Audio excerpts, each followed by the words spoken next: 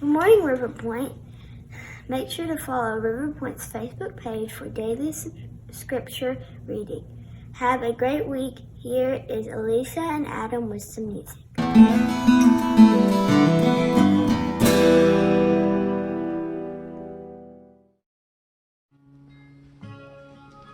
Merry Christmas, everyone. Merry Christmas. We can't wait to see you.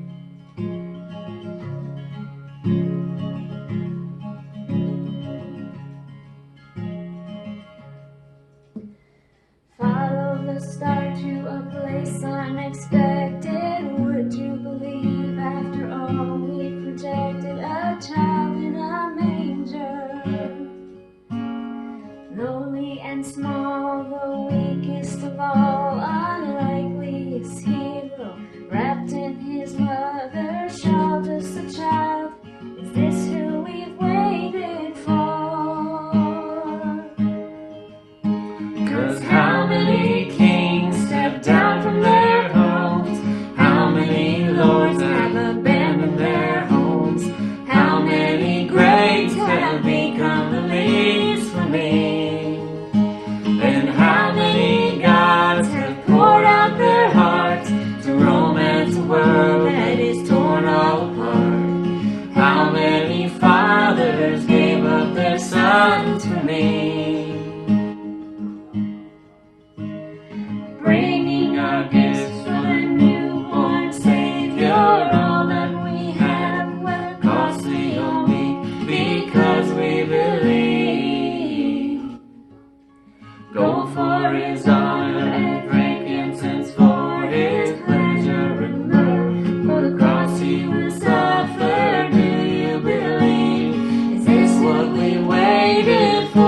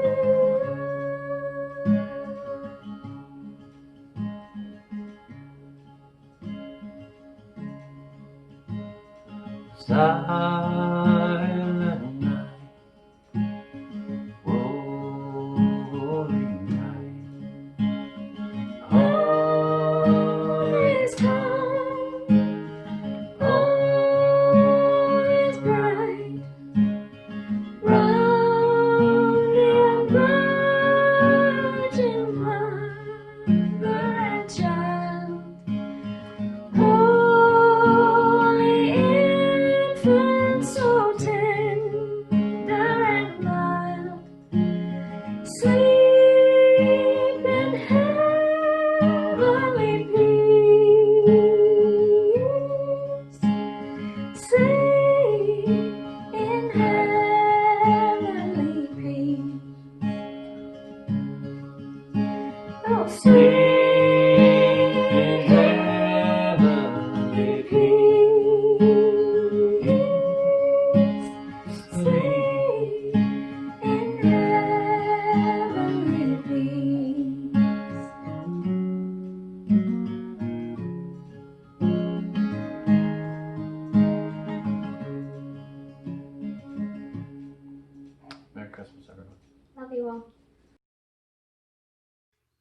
Good morning, everybody.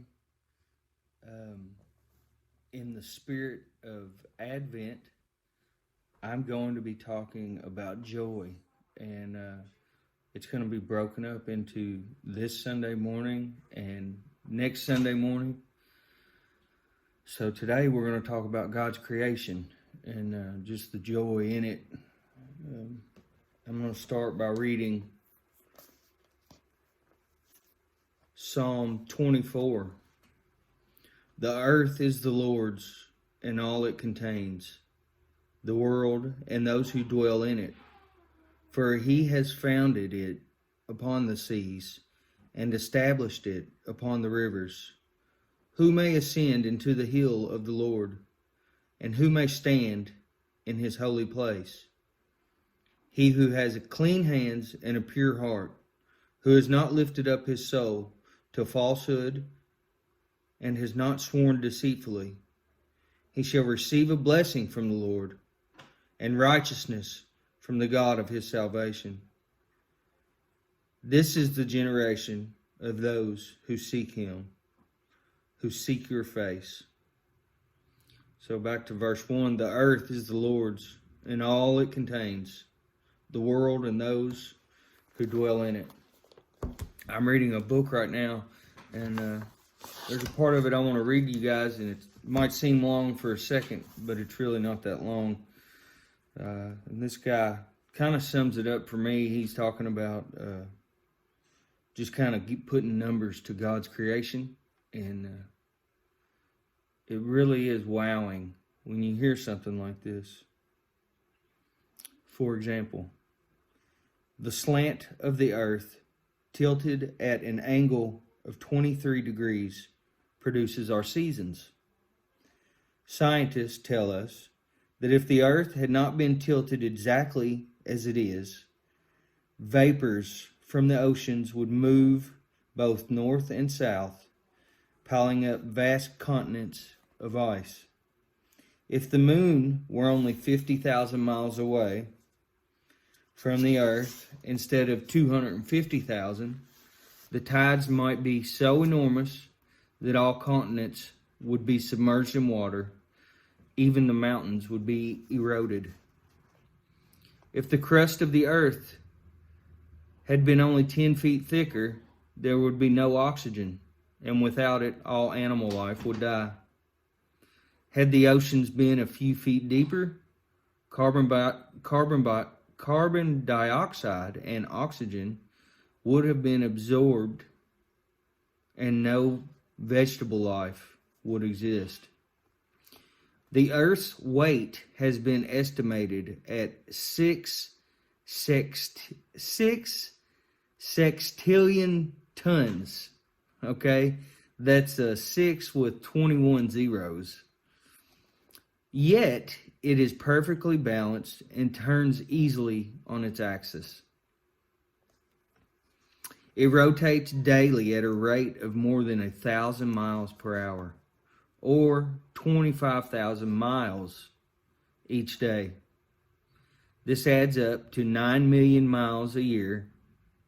Considering the tremendous weight of 6 sextillion tons rolling at this fantastic speed around an invisible axis, held in place by unseen bands of gravitation, the words of Job 26:7 take on unparalleled significance. He poised the earth on nothingness. The earth revolves in its own orbit around the sun, making the long elliptical, I can hardly say that, circuit of about 600 million miles each year, which means we are traveling through space at 19 miles per second, or about 68,000 miles per hour. Consider the sun. Every square yard of the sun's surface is emitting a constant energy level of 130,000 horsepower in flames that are being produced by an energy source much more powerful than coal. The 9 major planets in our solar system range in distance from the sun from 36 million to about 3.664 million miles. Yet each moves around the sun in exact precision. With orbits ranging from 88 days for Mercury to 248 years for Pluto, still, the sun is only one minor star among the 100 billion burning orbs that comprise our Milky Way galaxy. If you were to hold out a dime at arm's length while gazing at the night sky, the coin would block out 15 million stars from your view if your eyes could see with that power. When we attempt to comprehend the almost countless stars and other heavenly bodies in our galaxy alone, we resonate to Isaiah's paean of praise to the all-powerful Creator. Lift up your eyes and look. He who created these things leads out their army in order, summoning each of them by name. So mighty is his power, so great is his strength, that no one fails to answer. I find joy that these numbers and these things, when it comes to our science, it's imaginable, but yet it's here. I find comfort that the Christian worldview answers the questions that I have without raising any more. And there's joy in that for me. And I thought I could share that part of the joy that I take from God's creation. And I've recently learned to ask Him for wonder. And I asked God for wonder, and the other morning I walk outside. Not for answers about the mysterious things, but just His wonder and how beautiful His creation really is. And I walked outside and I heard an owl, a hoot owl, and he was hooting to another owl, and it was beautiful.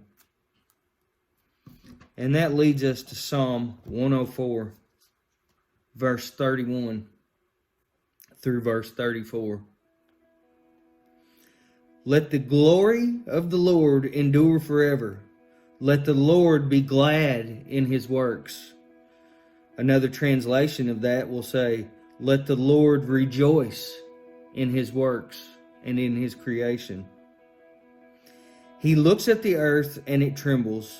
He touches the mountains and they smoke. I will sing to the Lord as long as I live.